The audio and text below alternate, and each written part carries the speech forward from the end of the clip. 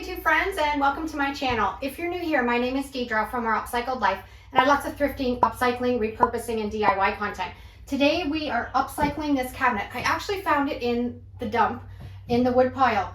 Fantastic condition, solid pine. It's never had any stain or any paint on it.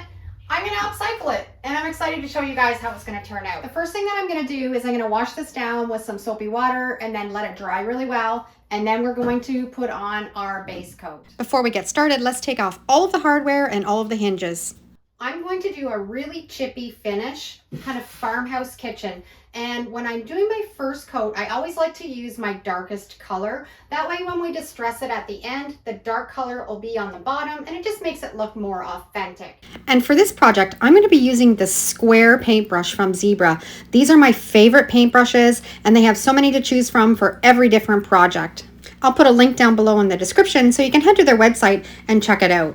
I'm going to paint the entire cabinet inside and out with my homemade black chalk paint. I certainly have been on a roll finding fantastic pieces in the dump at the wood pile, and I'm happy because I can upcycle them and share them with you. When I'm painting furniture, I always like to paint the back of the projects also. I usually do it in the same color as the base coat, and I don't do any painting techniques or anything on it, but it just brings it all together nicely. The whole cabinet has one coat of that black homemade chalk paint over the entire piece. I'm going to do a couple different techniques on this. I'm going to do the Vaseline method and I'm going to do the hairspray crackle technique. Both of these techniques will create an aged, authentic, vintage looking finish on your furniture piece that you're doing.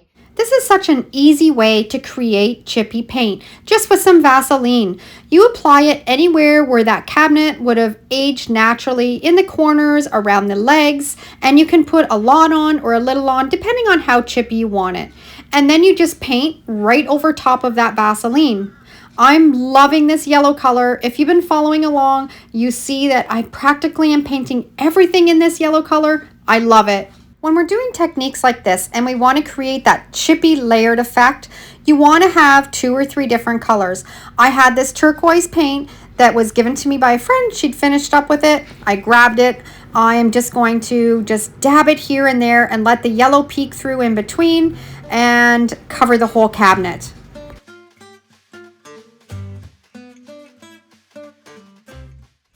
I know, just hang in there. I know it looks like an awful mess right now, but it's going to be beautiful when it's finished. So make sure you stick through to the end so you can see the end result. I'm also going to put some graphics on the front door that are going to be beautiful. And the next step is our hairspray technique. I love using this technique for creating just a fine crackle. This does not give the same kind of crackle as Elmer's glue. This is a little bit smaller, not as pronounced, and I think it just looks more authentic. So I've sprayed my whole piece with firm hairspray, and then I find it also works best if you're using acrylic paint. I didn't have any acrylic paint enough to do this project, so I'm using chalk paint. I'll get a little bit of crackling, but probably not as much as if I had have used acrylic, but we're still gonna get that aged vintage look. We're gonna spray on the hairspray, let it dry, and then paint on top of it, and then take the heat gun and dry it, and the crackles will appear. With all of these painting techniques, I'm trying to replicate what an old piece of furniture looks like after it's been aged over 100 years, or that old sign and that crackled and layered paint look. And with all these techniques, a lot of them I think I can get pretty close to making them look really authentic. Everything has been sprayed with hairspray and then painted and then completely dried, and then I just took a scraper and scraped all around the edges where that Vaseline was, and it just took it down to those other layers of color. Now this is a little trick too if you want to make it even look more authentic.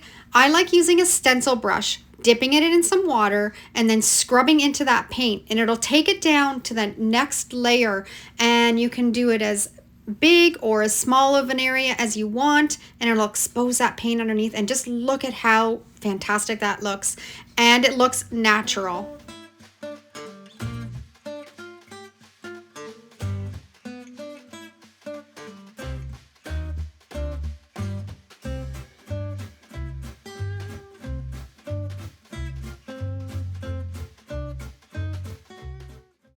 cabinet. It's completely painted. I love the way that it turned out. Now we're going to put some graphics on the front door. I've got 2 graphics that I designed, and I'm going to put them together so I can have the graphic down the whole door panel. I've put them in my Word program, I've sized them and made sure they fit on the door, and I'm using my Mod Podge reverse graphic transfer method. I have all kinds of full tutorials on my channel on how to do this step by step if you've never tried it before, but it's so versatile and it works fantastic. We're just applying the Mod Podge on each of the graphics, putting them down, making sure we've gotten all the bubbles and all the wrinkles out, and then we're going to set it aside and let it dry overnight. These graphics are available in my Etsy store. I'll put the link down below in the description so you can check it out. There's these graphics plus so many more. I've let these graphics sit overnight, and now I've just got a little dish of water with a little rag, and I'm just dampening that paper until you can just start to see the graphics show through, and then rubbing off the paper. This technique takes a little bit of practice, but once you get the hang of it, it's so much fun.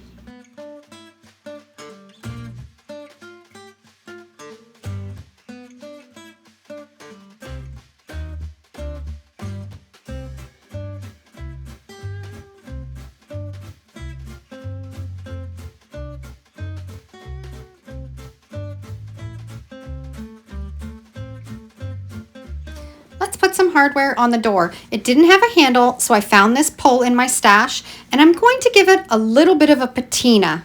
The turquoise paint that I used on the cabinet, I'm going to paint on the hardware and then wipe it off with a rag. You can also wipe it off with a baby wipe, and it'll just stay on all of the little nooks and crannies, and it'll give that patina look to the hardware. And once it's completely dry, I'm going to seal it all up with my engine enamel, and it'll make it really durable. And the cabinet is completely done, and I am in love with it. I think I was able to really replicate that chippy, layered, antique looking wood, and the graphics on the front turned out fabulous. Adding a little bit of a patina look to the hardware just took it to the next level. It's quite a transformation from that plain pine cabinet, had no character, to what I've created. So I'd love to know down in the comments what you think about my upcycle. And if you really enjoy this type of content and you want to support my channel, make sure to like, subscribe, and leave me a comment. Thanks for watching. Have a great day, and we'll see you in the next video. And if you love this video, I'm sure you'll really love the next one.